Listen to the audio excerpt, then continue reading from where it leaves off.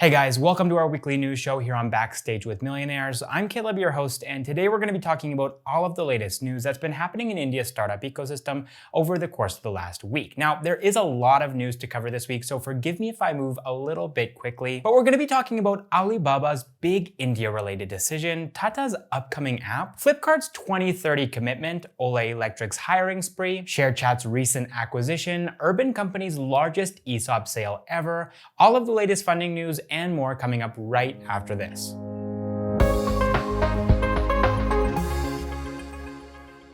Alright, so first up in the news, according to Reuters, Chinese technology giant Alibaba Group has decided to stop investing in Indian startups for the next 6 months. This is probably going to end up being a pretty big blow to India's startup ecosystem, as Alibaba and its affiliate companies like Ant Financial and Alibaba Capital Partners are major investors in Indian startups and have invested more than $2 billion into them so far. Now, I say that this could be a pretty big blow because Alibaba is continuously investing into unicorns like Paytm, Big Basket, and Zomato, and these startups to a certain extent rely on Alibaba for these funds. Back in April of this year, the heated political climate between India and China resulted in India deciding to revise their FDI policy. FDI, by the way, stands for Foreign Direct Investment, and this policy revision made it more difficult for neighboring countries to invest directly into India. For example, back in January, Zomato had raised $150 million from Alibaba. However, they only received $50 million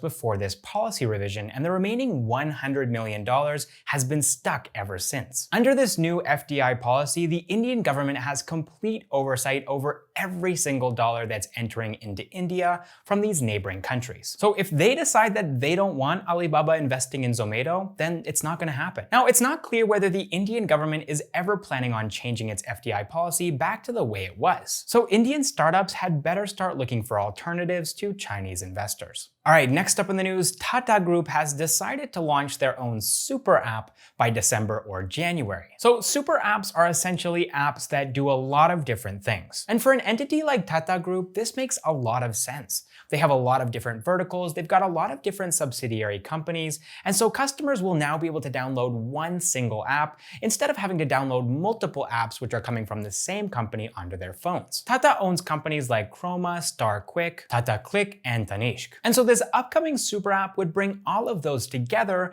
onto one app. Now, I don't know if I've heard of anything quite like this in India. If you have, let me know in a comment down below, but I know that these super apps are pretty common over in China. You can play games, you can chat with friends, you can watch movies, you can do some shopping, you can do digital payments, all from one single app. And so to see a company like Tata make a push in this direction is kind of exciting, and I hope that other companies decide to follow suit. One very obvious potential source of competition in this space would be Reliance. They've got a ton of different offerings, and so if they were able to bring all of those offerings onto one single app, then we might start to see some super app battles happening here in India. So we're going to move on to the next news item in just a second, but before we do, if you're not already subscribed, and I know a majority of you guys who are watching this video right now are not subscribed, make sure you hit that subscribe button because we post new videos every single week about Indian startups, entrepreneurs, and the latest news. Also, go check us out on Instagram and follow us there because we're going to be hosting some live interviews with Indian entrepreneurs in the coming weeks and months. All right, next up in the news, Flipkart has finally jumped on the EV bandwagon by pledging to make their entire fleet electric by 2030.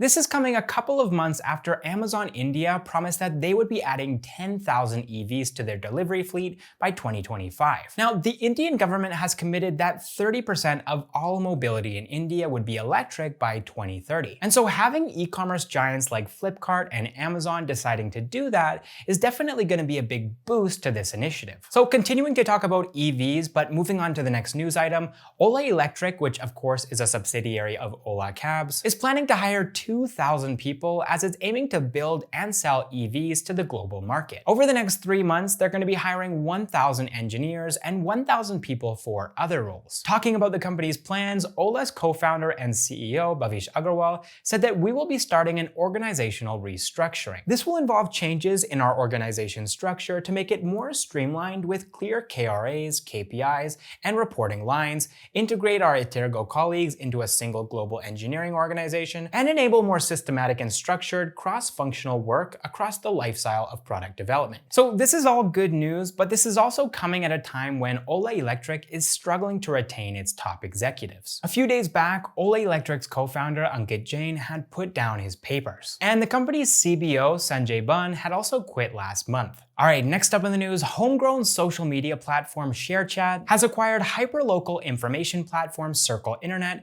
for an undisclosed amount. Post-acquisition, Circle's entire 15-member team will be joining ShareChat, but the service will be operating as an independent entity. Founded by Shashank Shekhar, Uchit Kumar, and Gaurav Agarwal in 2018, Circle offers local information to Indian language internet users in Tier 2 and Tier 3 cities. The platform currently has a presence across 120 districts in Uttar Pradesh, Rajasthan, and Kerala. With over 2 million hyperlocal content pieces, Circle has created a trusted hyperlocal content ecosystem. Talking about the acquisition, ShareChat's Vice President of Corporate Development and Strategic Finance, Manohar Charan, said the acquisition will help us penetrate deeper into geographies and nurture a thriving hyperlocal content ecosystem that will understand and serve the latent content needs of the next billion internet users more effectively. ShareChat claims to be India's largest regional social networking platform, enabling its more than 130 million monthly active users to share their experiences through text and video messages in 15 Indian languages. Taking advantage of the TikTok ban, ShareChat launched its own short video sharing platform, Moj, which crossed 50 million downloads within just 45 days of launch.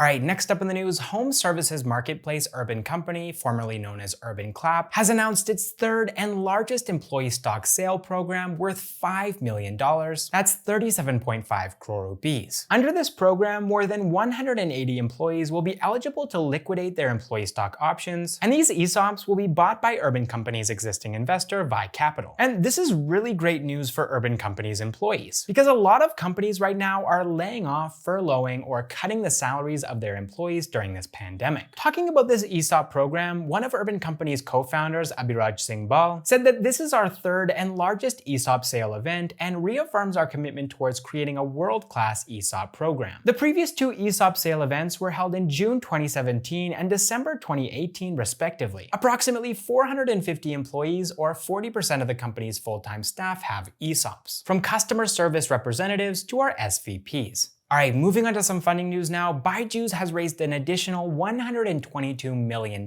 or 907 crore rupees, from DST Global for a 1.2% stake in the company. These funds are part of an ongoing $400 million round that Byju is raising, which is kind of crazy because 2020 has been a really tough year for Indian startups when it comes to raising funds, yet Byju has managed to raise $545 million this year alone. Over the course of the next couple of months, Byju, along with another company that they recently acquired, Whitehat Jr., are going to be expanding into countries like the UK, Australia, New Zealand, Singapore, and Germany. And so all of these funds are definitely going to help them to accomplish this. Alright, next up in the funding news, and continuing to talk about the edtech space, Lead School has raised $28 million, that's 207 crore rupees, in its Series C round from Westbridge Capital and Elevar Equity. Founded by Sumit Mitta and Smita Deora in 2012, Lead School was started as a full-fledged school, but in 2017 it pivoted to offer an integrated solution to help schools digitize their curriculum, provide affordable online teaching tools to their teachers,